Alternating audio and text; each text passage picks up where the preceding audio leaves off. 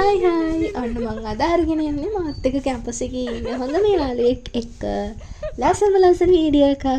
මම එයා වෙනුවෙන් රස කෑමක් හදන්න හිතුවා. එයාට සර්ව් කරන්න. හරිද? එයා එන්න කලින් තමයි මම ඕක හැදුවේ. ඕක ලෝ බජට් ගාලික් බ්‍රෙඩ් එකක්. හැබැයි මාර රහයි.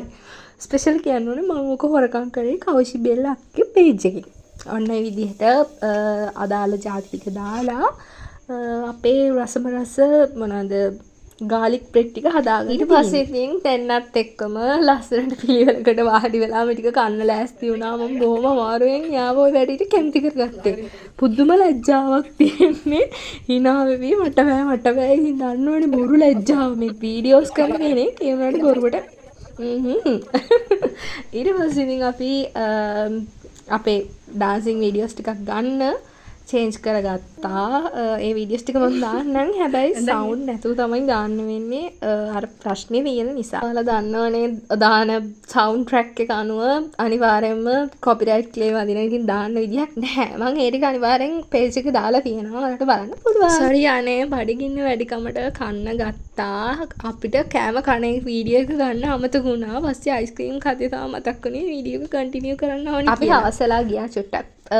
එලියට කියන්නේ අපේ ගෙදර පහල තියෙන ලස්සන වෙලක්. ඒ පැත්තට ගිහලා චුට්ටක් රිලැක්ස් එකේ ඉන්න හිතාගෙන ගියා. ගිහලා ඉතින් එතනත් පොඩි දසන ක්ලිප්ස් ටිකක් එහෙම ගත්තා. ඒව නම් ඉච්චර සාර්ථක වුණේ නැහැ. පොඩ්ඩක් අර දන්නනේ වාහනේ එහෙම යද්දී හරි අමාරුයි ගන්න.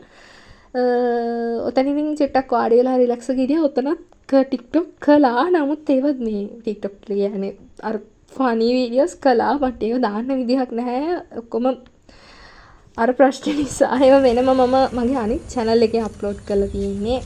ඕකට අදාළ හරි වීඩියෝස් ටික. ඔන්න ඕක සාර්ථකුනේ නැහැ. මේක තමයි හරියට ආව වීඩියෝ එක. ඊට පස්සේ ඉතින් අපි පොඩක් හවස් වෙනකන් ඉඳලා ගෙදරට ආවා. පහු යාට යන්න ටයිම් එකක් ළඟයි කිව්ව හින්දා මගේ අතින් හදපු රස ටිකකින් පස්සේ අපි විසිර ගියා. බයි